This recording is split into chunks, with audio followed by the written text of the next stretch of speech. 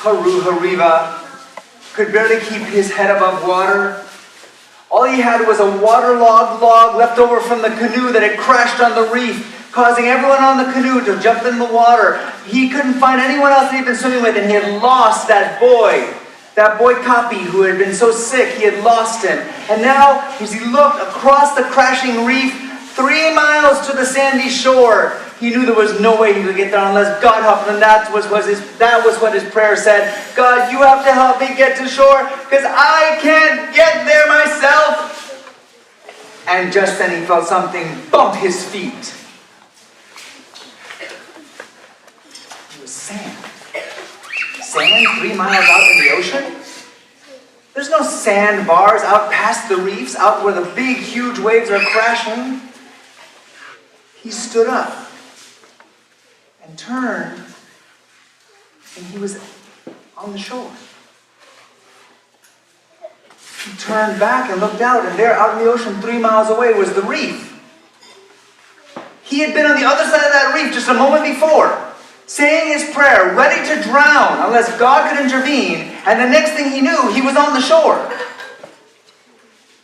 God had proved that he was just as capable of making someone jump locations as the devil had done when the devil had been taking Oveki. You remember Oveki, who was having seizures when he was possessed, and he jumped back and forth to the plantation 5 miles away?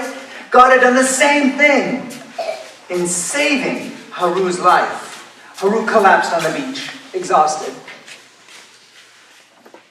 He lay there all that night, and the following morning, some of the people who had also been on the canoe and had jumped in the water had managed to swim parallel to the reef and get to the corner of the bay and find people there who had canoes. And then they had come looking to see if there were any survivors. And as they went along, paralleling the beach, they did find the body of Kapi, the young boy who had been in Haru's arms and then been ripped away.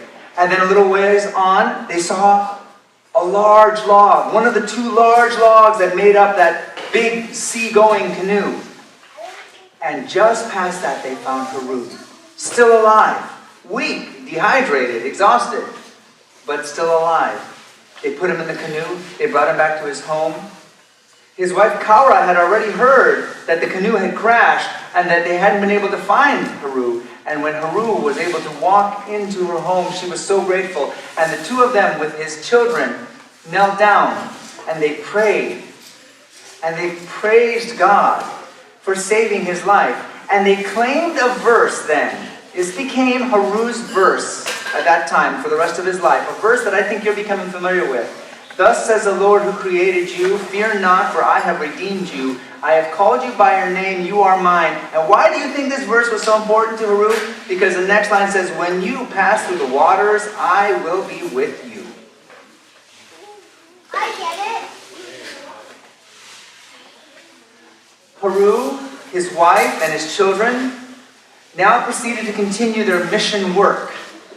As a teacher, Haru was now hired to work at the school of Belapa, another mission school, and that's where he met a man from Australia by the name of Elwyn Martin. We met Elwyn the first day of this story. Elwyn from Australia. He and his wife and his 2 children were working there at the Belapa school as well. And he and Haru found out that they both had a particular interest in common. They both wanted to reach people that had never heard about Jesus before. They were happy working at the school and having people come who already now were learning about Jesus, and then they wanted to have their kids there to learn more about Jesus. But Haru and Elwyn really wanted to reach people who didn't know a single thing about Jesus or the Bible. So they got out a map of Papua New Guinea, and they spread it out. And they began looking at it, and Elwyn said, so what do you think, Haru? You know the area. What do you think? Where should we go? And Haru pointed at a river called the Turama River. He said, nobody has ever gone there. No missionary has ever dared go there. Why would that be? Said Elwyn. Is it because there's lots of crocodiles, or maybe the river's not deep enough for a boat, or... No, said Haru. Cannibals. Oh, said Elwyn, that's a good reason. Elwyn and Haru went to the rest of the school, started talking to the teachers, telling them, hey, we'd like to go up the Turama River. And everyone they talked to said, no, you don't, no. The Turama River, dangerous, deadly. People have tried to explore up there. People have tried to go up there to trade goods or to try to set up a shop to be able to trade with the natives. And they don't come back. You don't go up the Turama River. But when Elwyn and Haru mentioned it to the students at the school, students who were all from Papua New Guinea, all of them had grown up in villages, some of them knew cannibals, some of them had had family members eaten by cannibal tribes, the students said, yes, of course you should go, and we will start praying about it right now. And for the next 3 weeks, while Haru and Elwyn and some other helpers started preparing for this trip, for the next 3 weeks, without any adults telling them to do this, the students started prayer meetings. Every morning and every evening, they would get together and they would begin praying. And their prayer was very simple. Dear God, bless the team, keep them safe, and God send angels to prepare the way.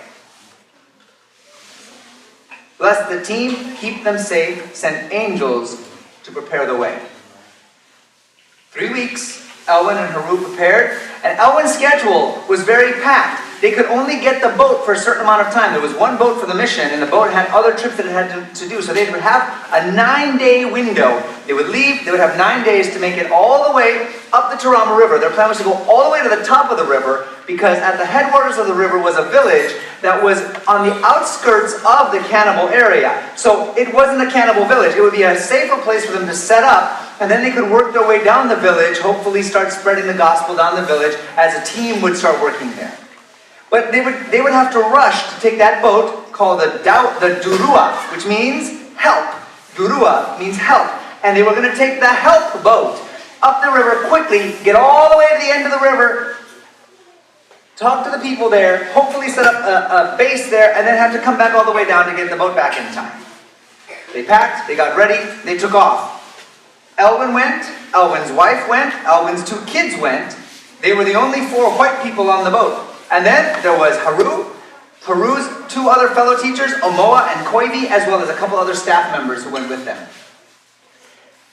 Now, something you know about rivers in Papua New Guinea. As I described to you before, Papua New Guinea is an island that is very mountainous, and it has rivers which rush down from the mountains. But then there are other rivers that are flat. They don't go up mountains, they are just very flat, and so they are affected by the tidal forces of the ocean. They empty out into the ocean, and every once in a while when the tide hits just right, the tide will not just come up onto the ocean itself, but it will push water way up the rivers. And this creates something called a bore wave. A bore wave, not a bore like a pig, but a bore like something boring through a tree. Because it has this huge wave, it'll be about 6 or 8 feet tall, and it'll push for miles up the river. And it'll carry everything with it, logs, loose boats, dirt. And so it's like having a flood going up the river, and then after a couple hours, the same flood comes back down the river. And you don't want to be in the river when the bore wave hits. Well, unfortunately, they hit a storm on the way to the mouth of the Turama River. They were delayed getting into it. For 4 days they were waiting, and Elwyn's looking at his watch. Oh, come on. We gotta hurry. I gotta get up to the headwater village to be able to then preach to them and come back. They're waiting. Finally, they got an opening. Oh no, there comes a bore wave. Oh, we gotta wait for the bore wave. So they had to wait a few hours. The bore wave went up the river, and then it came back down the river. Okay, let's go. And they took off. They start heading up the river as fast as they can. You have to be careful because there's lots of logs partially submerged in the river. They went up the river now as fast as they could. In that limited amount of time that's left, they've already wasted all these days. And Elwyn is looking at his watch and just feeling so desperate because he doesn't have much time left. And so, as they made their way up the river, they saw a canoe coming down the river. And the canoe coming down the river had some people who were waving. Not waving as in hello, but waving like this. Like it was really important that they wanted to stop this big boat, this motorboat, and talk to them. But Elwyn said to his wife and to Haru, well, we don't know these people, there's no way they know us. We can't stop. We're in a rush. We're on a tight schedule. We've got to get up there to the headwater village. We're not going to stop. His wife said, but Elwyn, it looks like they're crying as they're going by. there's no way they could be crying about us. They don't know us. We're going to keep going. So they went on by. They went up the river. They got to the river finally by nightfall. Now already 6 days had been spent just making this trip. They should have been there 2 days before. Their plan had been to stay for 3 days to preach there. Now they could only stay for 9 hours. They slept a few hours that night, got up the next morning, preached and preached and preached, and then they were able to, and then they basically had to turn around and go back. And Elwyn was so frustrated as they were packing up the boat. Oh, I can't believe this. God, why all this work? We had all these great plans. We had prayer meetings going on. It was all ready to go. And now we're delayed. We're so behind schedule that we can't even stay here and talk to these people and really set up a base yet. I mean, they're friendly, but we don't have enough time to do anything. Haru was also praying, and Haru had an inspiration. He came to Pastor Elwyn as they were loading up the boat to go back down the river. And he said, Elwyn, I talked to Omoa and Koivi, and the 2 other staff members came to help. And we would be willing to stay here, even though we just barely met the people. We would be willing to stay here and start work. And Elwyn said, are you sure? Because, we just barely told these people about Jesus. This is the first time they've ever met anyone from our mission, anybody who wants to talk about Jesus. Are you sure? And Haru said, yes, as long as we have a canoe big enough so that we can then work our way down the river and meet some other people and make our way back out of the Turama River after a while, we will stay. Elwyn thought, that's a good idea. That's a good idea. Okay. So what we're going to do, we're going to cram into our schedule. We'll stay tonight. And we'll start looking around to see if we can find anybody who owns a canoe big enough to carry 5 people. Now, you remember I mentioned that there's different types of canoes, right? We have our fiberglass canoes that we use here at camp, really lightweight. They don't have those. They had those ocean-going canoes that were 2 huge logs with a platform. But then the most common form of canoe is something called a dugout canoe. A dugout canoe is literally a tree trunk, just a big, long tree. You chop it down, you cut all the branches off the side, you smooth it, and then you use fire. You dig chisels into it and you burn the inside of the log with a slow smoldering fire. And you keep digging and digging and digging and getting it more and more hollow on the inside until finally you've got a canoe that still is really heavy, but it holds people inside. They wanted to now find a 5-person dugout canoe. And as they asked around in the village that night, everybody said, nope, nobody around here has a 5-person canoe. We don't use 5-person canoes because of the bore wave. When the bore wave comes, if we see it coming, we have to quickly get to shore and lift our canoe out of the water onto the bank. Otherwise, bye-bye canoe. So everybody around here only uses 1, 2, or 3-person canoes. That's the most that we can lift. The rest are too heavy. It takes a whole village to move it. All right, well, I guess there goes that plan. Haru said, no. On our way down the river tomorrow, we'll stop at some villages and ask them if anybody has a 5-man canoe. Okay, said Elwyn. Elwyn's just feeling so frustrated, like this trip was turning out to be a big waste of time. They got on the boat early the following morning, started making their way down the river, heading back down to Turama. And Elwyn really wanted to get to the mouth of the river by nightfall, because if they got to the mouth of the river by nightfall, then the rest was ocean, and they could still sail after dark and make their way more towards home. But if they didn't get out of the river before nightfall, before it got dark, you can't navigate through all of those logs that are submerged there in the water. It would be too dangerous. So they continued on the following morning, heading down the river and stopping at villages close to the riverbank and asking, do you have any 5-person canoes here? No, nobody has a 5-person canoe. The bore wave, yes, we heard. Do you have any 5-person canoes here? No, nobody has a 5-person canoe. Oh, okay. But then after about the 4th village, they've been going on for a few hours downriver. They asked at a village, do you have any 5-person canoes here? No, we don't have any here. That's too bad. We'd be willing to pay for these canoes. We're not just looking to take one. We would pay for it. Oh, nobody has one. They paddled back out. They took their little launch back out to the main boat. And they got back on the boat, and as they started going down the river, they saw a man frantically paddling a 1-man canoe after them from the village. And as he got up, he waved his hand, they stopped, and they said, what? I have a 5-person canoe. They said, you do? Well, why didn't you tell us that when we were in your village asking? Well, because you asked if we have one here, and we don't have one here. Okay, where is it? It is that way, up the river. Not down the river where we want to be going, up the river. How far up the river? Just a little ways. The natives have 2 measurements for distance. Right here, or just a little ways. So, Elwyn said to Haru, what do you think? Should we try it? I mean, it's already about 10 o'clock in the morning. Well, we could try. I mean, maybe it's only a couple of hours, and then you can still come down and let's try. So they turned the boat around, tied the one-man canoe to the back, and started motoring back up the river. They passed every village that they had asked at. They got all the way up till they were almost to where the headwater village was. They had traveled 3 hours back upriver now. It was 2 o'clock in the afternoon, and Elwyn's going, how much farther? Just a little ways. How much farther? It's just a little. Oh my goodness, Elwyn is getting so frustrated. Why is everything going wrong? So many delays in the plans?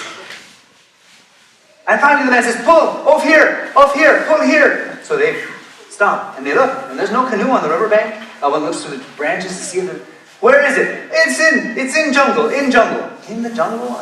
Okay, how far in the jungle? Just a little ways. They get out and they walk, and they walk, and they walk 300 yards through the jungle. 3 football fields. Why would you have a canoe this far away from the river? It's the only water source. When they finally came out into a little clearing and the man said, here is canoe. You know what it was? It was a pre-canoe. It was a log. It was just a log. The branches hadn't been cut off. It had not been smooth. It had not been dug out. It had not been burnt. Nothing. It was just a log. It would take months of hard work to turn that into a canoe. It was long enough to be a 5-man canoe. But you were going to need teams of people to work on it and then to transport it by rolling it along other logs all the way to the river. Elwyn said, we need a canoe right now. You have wasted my time. Do you see this? He showed him this nice metal axe. You all use stone axes here. I have a metal axe and I have a metal knife, and I would have paid you these things for this canoe, but you led us on this wild goose chase. And then, oh no! I bring my village to help. We get it done 1 week. 1 week we'll get it done. There's no way you can get that done in a week. It's a waste of my time. And Haru came up to him and said, Elwyn, I talked to Omoa and Koivi and 2 staff, and we are still willing to stay. We'll stay here, we help finish the canoe, and then we go down.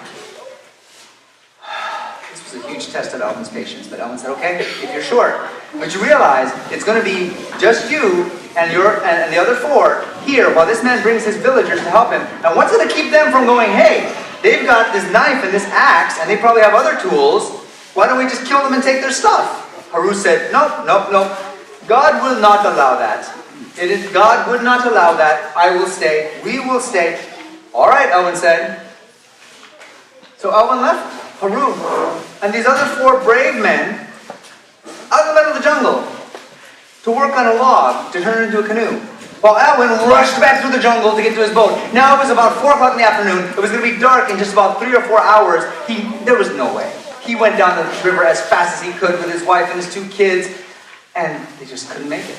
They couldn't get out of the river on time before it got dark, so they had to anchor. My schedule! They were able to anchor near a village, and they figured, well, let's not waste this opportunity. We'll go up and talk to the villagers there. Elwyn got off the boat first, and he went up, and he went over towards the village, and he noticed something. And he came back quickly towards the boat, and he told his wife, stay here. Why? There's a certain smell coming from that village. I don't think you want to go over there. So Elwyn, along with 1 staff member who was still on the boat, the 2 of them went up. And they went into the village, and there was people sitting, eating. There were pigs running around all over the place. People were smoking. People were chewing betel nut, this material made from a plant. You chew on it, it makes everything drool red out of your mouth. And there was a smell, and that smell had a distinctive odor. It's a smell of when humans are cooking. Yeah, they were cooking up a body somewhere in back of the village. And Elwyn said to his helper, are you sure we should be here? Well, we'll stay on the outskirts here. We can just talk to them from here. That's fine. Let's not go down to the middle of the village. So they greeted them. The men came up, and Elwyn said, yes, we're here to tell you the story of Jesus. And they had a picture roll. They pulled it out and started showing the picture roll by the light of a fire. And just then, a man came huffing up from the village. And he ran up to them and said, you! It's you! It's you. I've never seen you before in our lives. And then this man told them who he was. He told them that he had been in the canoe that they had passed going up the river a couple days before. The canoe that had been waving. Why had it been waving? Why had these people been there waving for them and then crying when they passed them by? This man said, 4 weeks ago, I had a dream. I dreamt. All of a sudden, I was awake and there was a bright light shining on my village. And then I woke up. I told my people, there is great light in my dream on our village. We got a little excited. 1 week later, I had the same dream. And a week after that, the dream again. We got more excited each time. Great light on our village. Something good will happen to our village. And then, just 3 days ago, I had a dream. I woke up, and now I was over the Turama River. I was flying over it, and I saw a great light coming up the river. And following that light was a boat, a large white boat. And on it was a white man, a white woman, 2 white children. And they followed that light all the way up to my village. And I woke up and I told my people, we must go, we must meet that white boat. It will bring great light to our village. We must find it. And we went out. We hiked through the jungle to where we keep our canoes. We got onto the canoes and came down the river. And when we saw you, we waved. We knew you were bringing the great light. And when we saw you pass us by, we thought we would never see the light again. And we cried all the way back to our homes. And Elwyn realized 2 things at that moment. Number 1, how many weeks ago had the first dream happened? 4 weeks ago. How many weeks before had the prayer meetings started? It had been 4 weeks before. 3 weeks of prayer meetings until they left, then 1 week of travel. And 4 weeks, when the prayer meetings first began, the dream started happening for this man. That light was coming. What were they praying about? God, send angels to prepare the way. And the angels came and said, boom, we're preparing it for you. Here you go. We'll give a dream. And we'll tell them you're coming. No walkie-talkies, no internet. We'll tell them for you. And then the second thing that Elwyn realized was that he had been trying to rush God's plan. He had made up his own plans. He was going to do things his way. And when he had seen people waving their arms and crying because God's light was passing them by, he had said, well, that can't be for me. I'm just going to keep on going. But God had used that man with the 5-person canoe, who then wasted all their time going back up the river, to put them on a timing that they would have to stop that night next to the village where this man from the village deep in the jungle would happen to be, so that he would still meet the white man in the white boat following the light to come bring light to their village.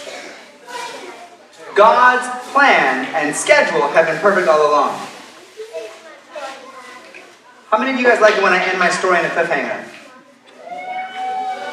Okay, put your hands down. For the rest of you, which is the majority apparently, tonight there is no cliffhanger, except I will just tell you this. That was only one of the ways that God had prepared the way for them to go to the Turama River cannibals. Because tomorrow we find out what happens to Haru and his team.